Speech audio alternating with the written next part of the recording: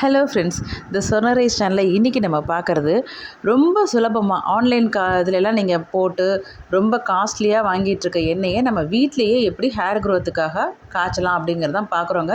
இதுக்கு நீங்கள் ஒரு மணி நேரம் செலவு பண்ணிங்கன்னா போதும், நம்மளே இதை வீட்டில் செஞ்சுக்கலாம். ஒரு 3 பேர் லேடிஸ் இருக்கிற வீடாக இருந்துச்சுனாக்கா ஒரு 4 மாதம் 5 மாதம் வரைக்கும் உங்களுக்கு இந்த எண்ணெய் வந்து யூஸ் ஆகுங்க. நம்ம தலையில் தடவிட்டு டெய்லி வர்றதுக்கு ரொம்ப நல்லாயிருக்கும். நரமுடியை கொஞ்சம் வருஷங்களுக்கு தள்ளி போடலாம். நரமுடி வராதுன்னு நான் சொல்ல மாட்டேன், வர்றதை கொஞ்சம் தள்ளி போடலாங்க. இப்போ இதுக்கு என்னென்ன தேவையான பொருட்கள்னு பார்த்துடலாமா? ஃபஸ்ட்டு ஒரு கட்டு மருதாணி கீரை, அப்புறம் ஒரு கட்டு கரிசலாங்கண்ணிங்க, வேம்பாலம்பட்டை 25 கிராம், ஒரு சின்ன கைப்பிடி அளவு வந்து நீங்கள் கறிவேப்பிலை சேர்த்துக்கோங்க. வெந்தயம் ஒரு பேக்கெட், 10 ரூபா பேக்கெட் வாங்கினீங்கன்னா கரெக்டாக இருக்கும். ஒரு 5 நெல்லிக்காய், 3லேருந்து 5 நெல்லிக்காய் எடுத்து வச்சுக்கோங்க. கருஞ்சீரகம் 2 டீஸ்பூன் போட்டுக்கோங்க. இவ்வளோதாங்க இதுக்கு தேவையான பொருட்கள். செக்கில் ஆட்டின தேங்காய் எண்ணெய் கிடச்சிதுன்னா அதே பயன்படுத்திக்கோங்க. இப்போ நான் இதான் பயன்படுத்த போகிறேன். இதெல்லாம் நல்லா அலசிட்டு வாஷ் பண்ணிவிட்டு நீங்கள் அதுக்கப்புறமா இந்த மாதிரி நல்லா வந்து பெரிய மிக்ஸி ஜாரில் போட்டு அரைச்சி எடுத்துக்கோங்க எல்லாத்தையுமே. நான் வேம்பாலம்பட்டை மட்டும் போடலைங்க, இப்போ கடைசியாக தான் போட்டிருக்கேன். அது சும்மா நீங்கள் கையினால் அப்படி க்ரஷ் பண்ணிங்கனாலே அப்படியே நல்லா அது வந்து இதுவாகிடும்.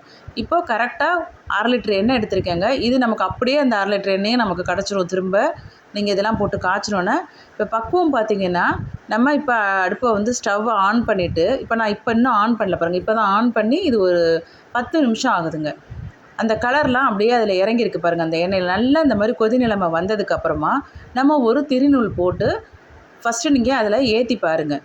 விளக்கு வந்து நல்லா அந்த தீபம் வந்து உங்களுக்கு எரிஞ்சுது அப்படின்னாக்க நமக்கு எண்ணெய் ரெடி ஆகிடுச்சுன்னு அர்த்தம். ஒரு வேளை எரியாமல் சடன்னு சத்தம் வருது அப்படின்னாக்க இன்னும் அதில் ஈரத்தன்மை இருக்குது, அது இன்னும் ரெடி ஆகலைன்னு அர்த்தம். இதெல்லாம் உங்களுக்கு ஒரு ஈஸியாக இருக்கணுங்கிறதுக்காக டிப்ஸ் மாதிரி சொல்கிறாங்க. இப்போ இந்த அளவுக்கு இந்த பாருங்கள், நல்லா இது இப்போ வந்து இன்னும் ஒரு 10 நிமிஷம் ஆகிடுச்சு. இப்போ டோட்டலாக எனக்கு வந்து இது முடிக்கிறதுக்கு 20 நிமிஷத்துலேருந்து 25 நிமிஷம் ஆணுச்சுங்க. இப்போ நான் மறுபடியும் ஏற்றி காமிக்கிறேன் பாருங்கள். இப்போ வந்து இந்த தீபம் வந்து நல்லா எரியுது பாருங்கள், திருநூல் கரெக்டாக எரியுது பாருங்கள். இந்த மாதிரி எரிஞ்சதுன்னா நமக்கு எண்ணெய் ரெடி ஆகிடுச்சுன்னு அர்த்தம். இப்போ நம்ம அழகாக இதை வந்து ஒரு மஸ்லின் கிளாத்து போட்டு நம்ம வடிகட்டி எடுத்துக்கலாங்க. சுத்தமான எண்ணெய் கிடச்சிருச்சு. இது வந்து நீங்கள் டெய்லி தலையில் அப்ளை பண்ணிட்டே வாங்க. இதில் ரொம்ப ஓவர் குளிர்ச்சியான ஐட்டமாக நம்ம எதுவும் கலக்கலை, அதனால் தலைவலிலாம் வந்து வரலைங்க.